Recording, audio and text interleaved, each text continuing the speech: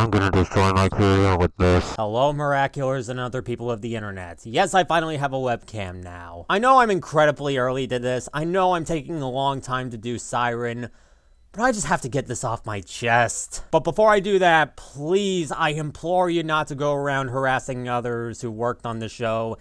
And especially don't give Thomas a hard time by showing him this video. I don't want anyone to receive death threats because of what I have to say, so please just be civil and leave your frustration in the comment section below. So, in the wake of Season 4 of Miraculous introducing the new Be Miraculous holder, Chloe's half-sister Zoe, I saw Thomas post a tweet saying that we aren't ready for her. Of course, it led to me seeing this reply to a question, which made me want to throw a TV out the window. Yeah, I've been spoiling myself with Season 3 and 4, and I've heard about what they've done to Chloe's redemption arc, and if you want my opinion on it, yeah, I hate it. I may not have agreed with Chloe for giving Ladybug my Antibug in the Vanisher review, but I was still open to the idea of her being redeemed. I saw potential in Chloe, and I ended up regretting a lot of the stuff that I said about her in my reviews and at conventions.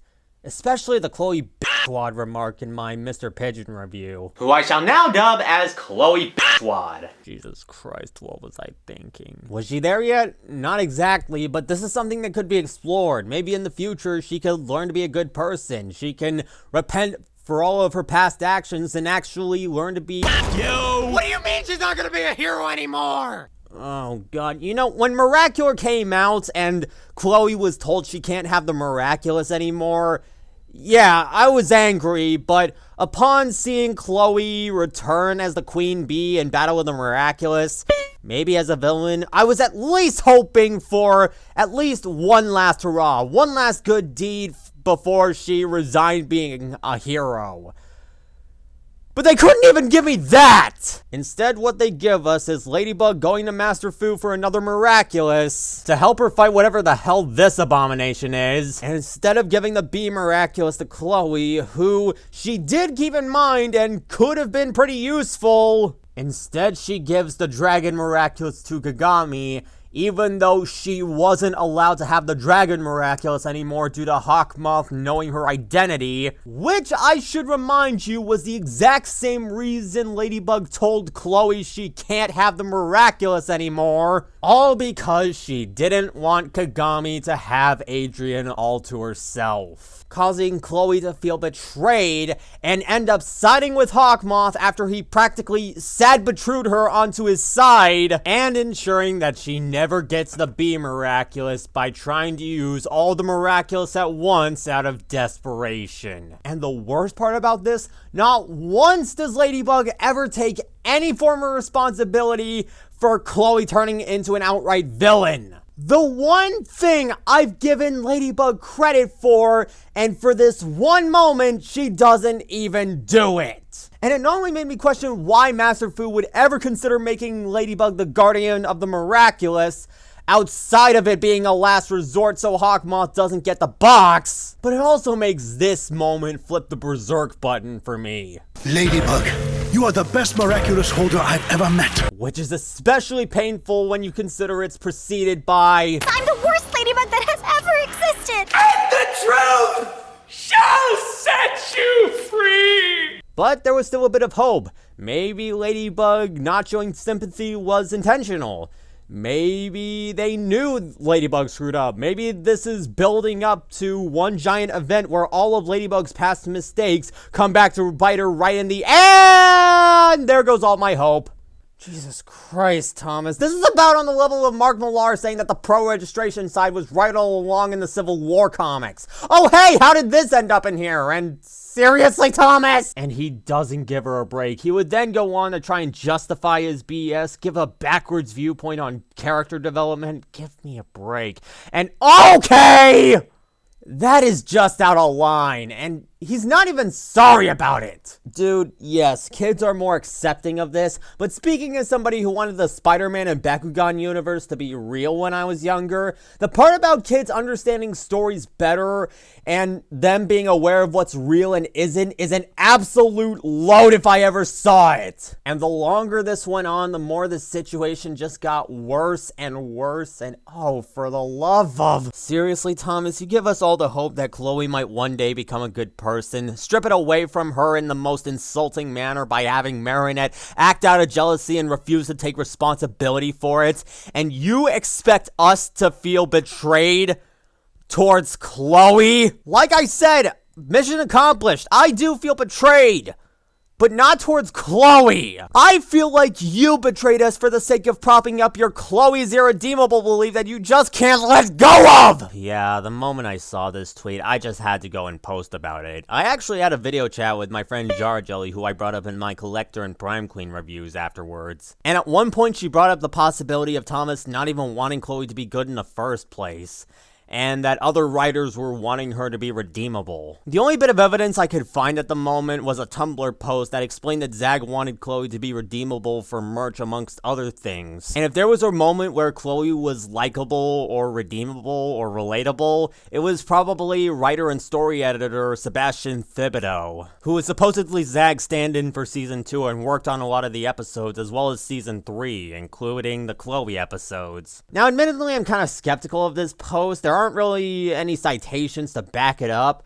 and the only hole I could find in this argument is Zombie Zoo, which doesn't have Sebastian's name attached to it, just Thomas Astruc and Wilfred Payne. But I did hear something about Wilfred Payne liking Chloe, and even saw a tweet where he related to Gabriel, which, okay, speaking as someone who has a Hawkmoth photo on my studio wall, I'm not sure if I agree with that. And after seeing a part of an interview during a Brazil Comic-Con where Jeremy Zag said he saw some good in Chloe and Lila, oh, for the love of God, Thomas! It's hard not to feel like this is the result of clashing ideologies. And it does kind of explain why Battle of the Miraculous just feels so forced. It honestly feels like Thomas is just trying to undo a lot of what Jeremy Zag, Sebastian Thibodeau, and Wilfred Payne wanted from Chloe. And just to let you guys know, no, I am not going to let Jeremy Zag off the hook for some of the things that he's done. He's got his own problems, like supposedly taking credit for creating Miraculous, pouring money into a movie that isn't even canon and doesn't even have the creator's involvement in it, posting this during the Black Lives Matters protest, and promising to post links to donate to these causes and never fulfilling them. Those are just some of the ones I'm aware of, and I'm pretty sure other people could tell you other terrible things that he's done. I am not going to say that Jeremy Zag is a good person, but that doesn't mean I can't criticize Thomas's writing decisions or behavior on Twitter, or agree with Zag's notion of there's some good in all of us. Though honestly, I'm not sure how I feel about Lila being redeemed. So regardless of whether the writers were on the same page or not, Battle of the Miraculous is just a mistake. It practically split a fandom, tarnished a character, and made the creator and some fans look bad. Now I understand why people hate The Last Jedi. And with recent episodes like Soul Crusher and... Holy shit! It seems like Chloe's fate is pretty bleak. Maybe she can come back without siding with Ladybug. Maybe she can give Ladybug some well-deserved payback. I don't know. I can only hope and wait to see what they have next, considering they've already written a lot of the series months, maybe even years in advance. So again, please don't harass Thomas or other people behind the show or link them to this video. I didn't want to give them a hard time. I just wanted to make a video expressing my viewpoints and just get this off my chest. Instead, I want you to let me know what you think of this. Do you think Chloe was cheated out of an arc, or did she have it coming? Leave a comment in the description below, and hey, maybe I'll put up a poll in the card above so you can vote for what you think. Last time I did that on Amino, it was fairly split, but kind of leaned in the favor of Thomas was right. So I want to see what it is this time. Again, sorry for taking a long time on the Siren review. I've just been out of the loop. I'll try to get back into the swing of things, upload the video, maybe include a few new shots now that the neighborhood pool is open. And I'll be revisiting this topic in my Season 3 Nutshell video and the Battle of the Miraculous reviews. So until then, let's just hope Chloe's not tarnished any further. Oh, for the love of... Stop There is one more tweet that I wanted to show off, and yeah, it's definitely the most egregious. Well, okay, not the most egregious. There is another one where he sided with somebody who compared Chloe defenders to rape apologists. If this just so happens to be true, then yeah, this guy has officially labeled himself as irredeemable. He cannot recover from that in my eyes. But I wasn't able to find the tweets, which probably means that they either deleted their tweets or it just never happened. So there's no real way I can prove that the tweets are real. This one I can prove is real. Okay, just so you know this is real, here I am moving my mouse. Here I am scrolling up and down. This isn't really a video per se. So, yeah. This right here is real. This man, honest to God, compared Chloe to an abuser, and us people trying to defend her to abuse victims.